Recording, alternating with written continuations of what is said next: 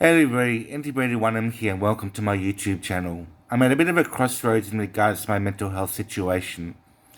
In late 2024, I became a voluntary client of mental health after almost 20 years of involuntary servitude under their system. But what has changed? Well, according to my clinicians, they've pretty much gone along with business as usual, and my medication prescription hasn't changed, and I'm still required in some form to attend meetings and consultations with my psychiatrist. So things like informing me of my new rights or, some sort of inspiration to make things different has not really happened.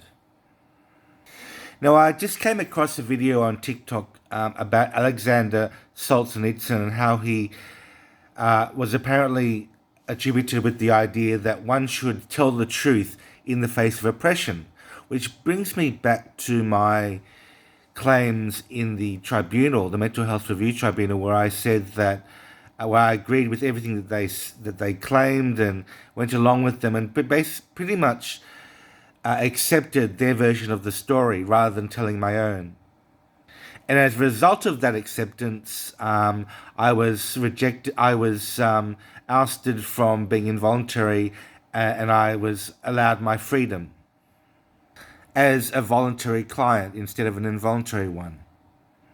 So the question that remains is, should I have told the truth, and should I have continued as an involuntary client in spite of the fact that there were so many issues that I had with the system?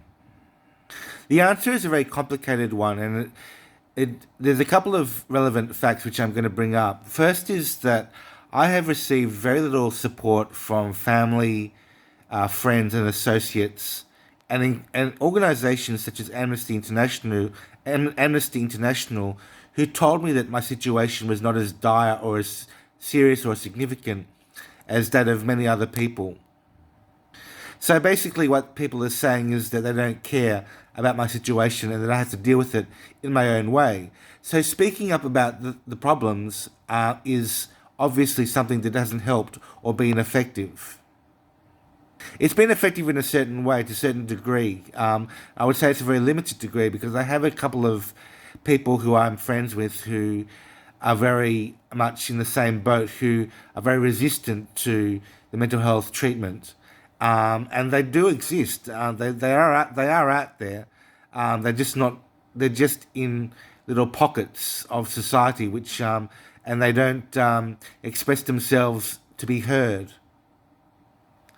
Well, actually, they do that, but I don't hear them enough. And I know at least three people who are involuntary who all resist the system and fight the system, and it's posted on their TikTok channels, and they invite antagonism from the police, etc., etc. So the question um, is is mental health an authoritarian regime, and should we therefore resist it?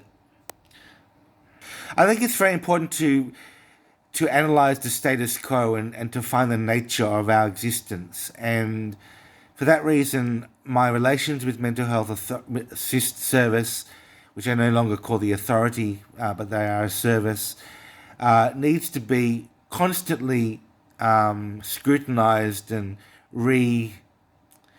reconsidered. So that's why, for example, recently I required my clinician to consider video conference meetings rather than in-person meetings, as for my own convenience, of course.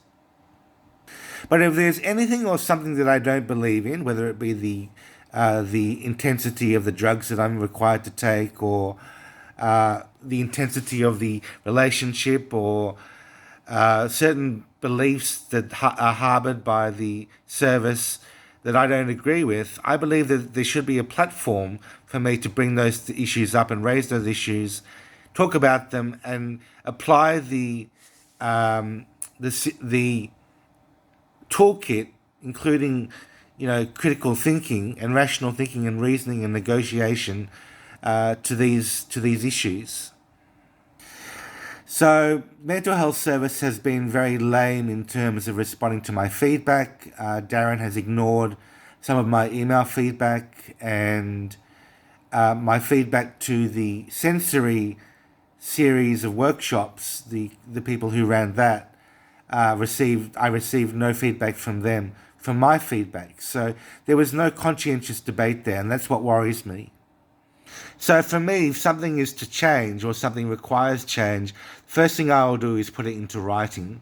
Or I might speak about it in a video anecdotally and then put it into writing, which is what I'm doing right now. So I also point out and draw attention to the actions of the Kurilpa Commons, which is or otherwise known as Growing Forward. It's a community garden in West End, I believe, which was received no authority from the council, but they went ahead with it because they felt that it was necessary. And I look at the way that they enact their own civil disobedience and look at them as kind of a marker for that, because I think it's very important to look at what other people are doing. And obviously they hate the police, they hate authority, and the way that the police react to them. So I think this is a very common thing, and I'm going to look for them for sort of advice and sort of as a comparison to my own situation, because obviously the police are very much involved in mental health services as well.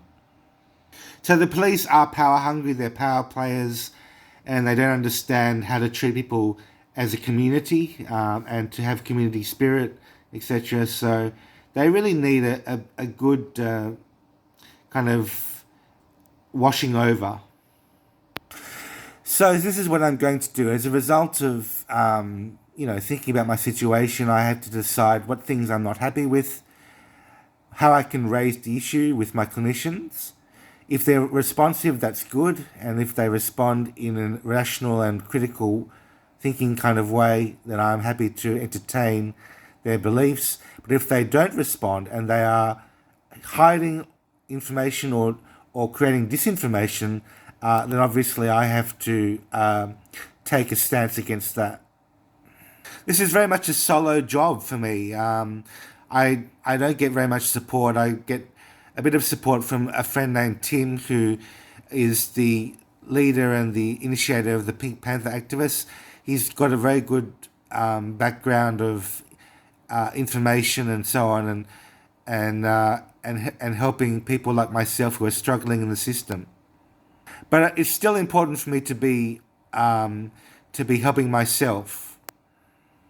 So obviously, being insulted and being told that I can't even think rationally for myself is the biggest insult, because and I have to deal with that as a mental health patient. Being told that you're irrational and that you can't make decisions for yourself. That's completely weird, isn't it? So that's my situation, and I hope that you learned something and will contribute to the discussion. Thank you very much. Bye for now.